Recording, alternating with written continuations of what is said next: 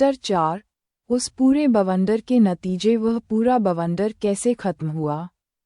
उस पूरे बवंडर के नतीजे ये थे, और ऐसा हुआ कि धीरे धीरे जो एक साधारण छलनी और नदी के ठंडे पानी से शुरू हुआ था, वह अमेरिकी धरती के अब तक के सबसे क्रूर और दिलचस्प बदलावों में से एक बन गया। शुरू में बस हाथ डालना ही काफ़ी था। कैलिफोर्निया की रेत में इतना सोना था कि पहले माइनर्स ने इसे लगभग बिना किसी मेहनत के इकट्ठा किया, नदी के तल को बेसिक औजारों से छानकर। लेकिन लालच का एक पक्का लॉजिक होता है, वह हमेशा और चाहता है, और जब आसानी से मिलने वाला सोना खत्म हो गया तो मशीनें आ गईं। माइनर्स ने पूरी नदियों का रास्ता बदलना शुरू कर दिया, आर्टिफिशियल नहरें बनानी शुरू कर दीं। उन नदी के तल को दिखाना शुरू कर दिया जो सदियों से पानी के नीचे थे। और फिर हाइड्रोलिक माइनिंग शुरू हुई।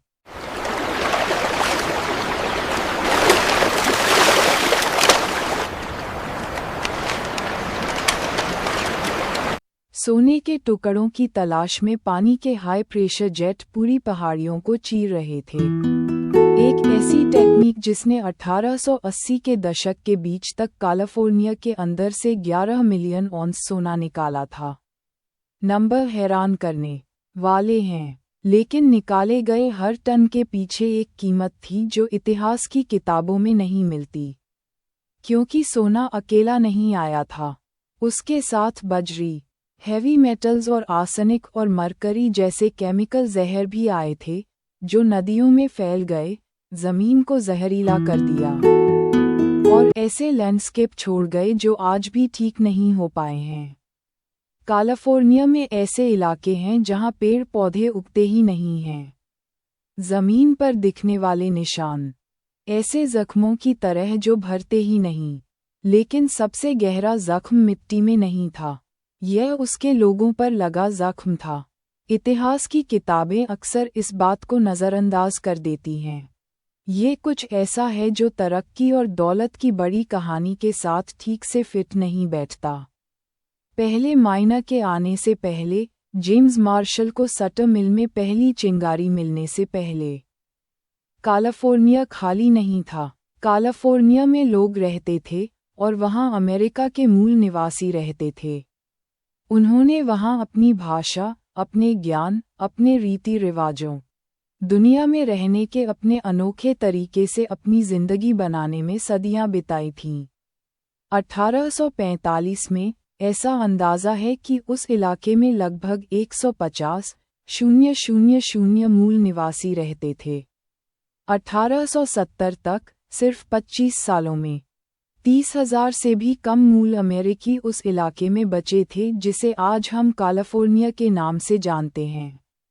यह कोई हादसा नहीं था, यह कोई ज़रूरी दुखद घटना नहीं थी, यह नए लोगों द्वारा लाई गई बीमारियों, उनके इलाकों के खत्म होने से पड़े अकाल, और कुछ ऐसा जिसे इतिहासकार बेंजामिन मेडली ने नाम देने की हिम्मत की, का सीधा नतीजा था। 370 से ज़्यादा दर्ज नरसंहार, जिनमें मर्द, औरतें, बच्चे और बुजुर्ग मारे गए थे। 16,000 से ज़्यादा जानें गईं। और 2019 में, कैलिफोर्निया के गवर्नर गेविन न्यूसम ने उन मूल निवासियों के प्रतिनिधियों के सामने इसे एक ऐसे शब्द से माना जो सोने जितना भारी था। जेनोसाइड, उन्होंने कहा, इसे बताने का कोई और तरीका नहीं है, और आगे कहा, और इतिहास की किताबों में इसे ऐसे ही लिखा जाना चाहिए। असल में यही गोल्ड रश है। हम इस कहानी को सिर्फ चमक दमक वाली बातों पर ध्यान देकर और इसके साथ आई इंसानी त्रासदी और पर्यावरण की तबाही को भूलकर नहीं बता सकते। चैप्टर 5, जो लोग बहुत ज़्यादा अमीर बन गए और जो लोग हमेशा गरीबी में रहे। अब वह सारा सोना किसके पास गया? असलियत जितनी कहानी में बताया गया है, उससे कहीं ज़्यादा मुश्किल है। कैलिफोर्निया जाने वाला हर कोई अमीर नहीं बना। ज़्यादातर माइनर्स ने थोड़ा बहुत प्रॉफिट कमाया, या कुछ कमाया भी।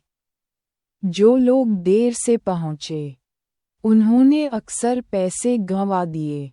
कुछ व्यापारी थे जिन्होंने बहुत सारा पैसा जमा किया, जैसे सैमुअल ब्रेनन, जिन्होंने खबर फैलने से पहले ही सैन फ्रांसिस्को का सारा माइनिंग सप्लाई खरीद लिया और उन्हें बहुत ज़्यादा कीमतों पर बेच दिया।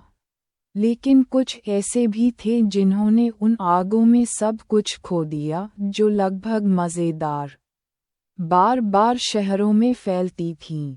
सच तो ये है कि समय के साथ बिजनेस और ज़्यादा एक जगह पर आ गया। 1855 तक सोने की माइनिंग अब किसी अकेले आदमी का काम नहीं रह गई थी। बड़ी कंपनियों, भारी मशीनरी और कैपिटल की ज़रूरत थी। इंडिपेंडेंट माइनर की जगह धीरे धीरे माइनिंग एंटरप्रेन्योर ने ले ली, और इस बीच कैलिफोर्निया इतनी तेज़ी से बढ़ रहा था कि दुनिया हैरान रह गई। गोल्ड रश से पहले कैलिफोर्निया में लगभग 15,000 गैर मूल निवासी थे। कुछ ही सालों में ये शहरों, चर्चों, स्कूलों, अखबारों, अपने संविधान और यूनाइटेड स्टेट्स कांग्रेस में एक सीट वाला एक इलाका बन गया। 9 सितंबर 1850 को कैलिफोर्निया यूनियन का 31वां राज्य बना।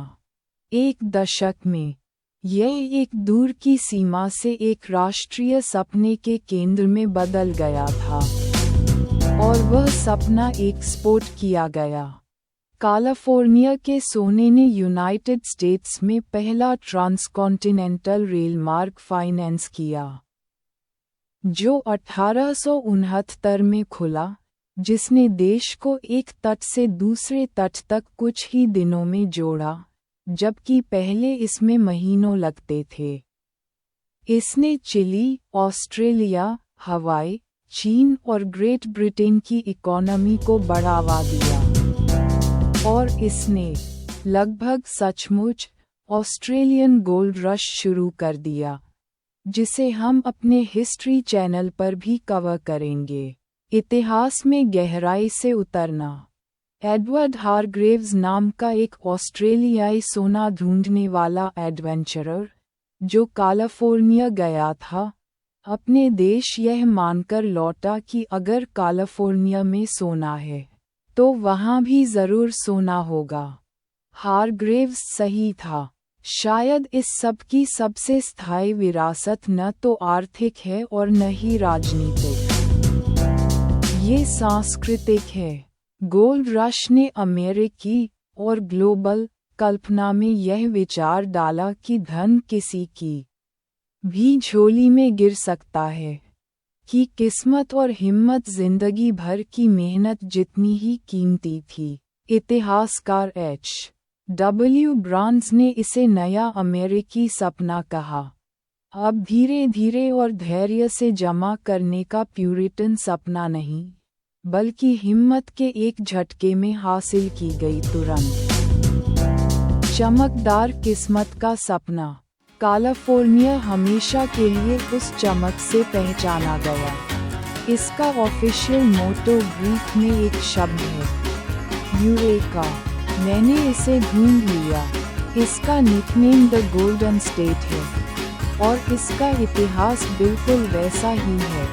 मुलाकातों और नुकसानों की कहानी, किस्मत और दुखों की कहानी, सपनों के पूरे होने और दूसरों की कहानी, जो लोग पहले से ही वहाँ थे, जिन्हें बेरहमी से कुचल दिया गया। गोल्ड रश खत्म हो गया, लेकिन इसके नतीजे जमीन पर, कानूनों पर, मूल निवासियों की यादों पर और एक देश की आत्मा पर कभी पूरी तरह से गायब नहीं हुए। और यही, मेरे दोस्तों, इस घटना को याद रखने लायक बनाता है।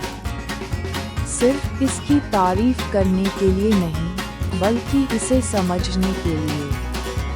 क्योंकि इतिहास जब पूरा बताया जाता है, तो उसमें हमेशा उस सोने से ज्यादा परतें होती हैं जिसका उसने वादा किया था। खाक है। अगली बार मिलते हैं। हमें सब्सक्राइब करके सपोर्ट करें, लाइक और शेयर करें, कमेंट सेक्शन में अपने कमेंट्स लिखें।